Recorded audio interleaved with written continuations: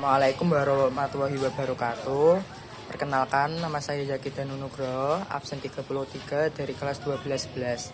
Di sini saya akan menjelaskan pengertian hikayat.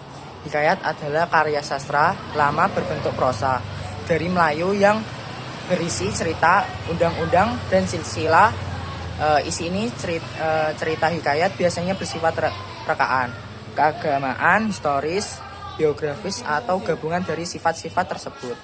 Lalu saya menjelaskan struktur dari hikayat. Yang pertama, abstraksi. Bagian ini memberikan gambaran awal tentang cerita yang akan diuraikan. Abstraksi mengenalkan pembaca pada latar belakang dan tokoh-tokoh utama. Lalu yang kedua, orientasi. Pada tahap ini, cerita dimulai dengan beberapa penjelasan mengenai situasi, tempat, dan waktu. Orientasi membantu pembaca memahami konteks cerita. Yang ketiga, komplikasi. Inilah awal mula masalah atau konflik dalam cerita. Tokoh-tokoh menghadapi tantangan atau peristiwa yang mempengaruhi jalannya cerita. 4. Evaluasi. Tahap ini menyoroti upaya tokoh-tokoh untuk mengatasi masalah. Pembacaan melihat bagaimana konflik berkembang dan bagaimana tokoh-tokoh berinteraksi.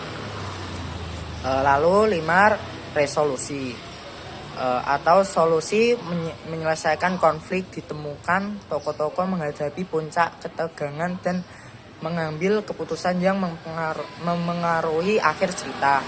6. Koda. Bagian ini berisi kesimpulan atau akhir cerita. Teks kebahasaan hikayat. Yang pertama, bahasa melalui klasik. Hikayat menggunakan bahasa Melayu klasik yang ditandai dengan penggunaan banyak kata penghubung dan kata-kata arkais. Bahasa ini memberikan nuansa kuno dan khas pada teks hikayat. Yang kedua, teks narasi.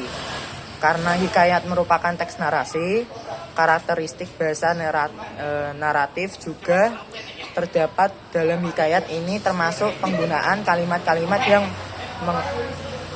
mengalir dan membangun cerita secara berurutan. Terima kasih dari saya, sekian. Wassalamualaikum warahmatullahi wabarakatuh.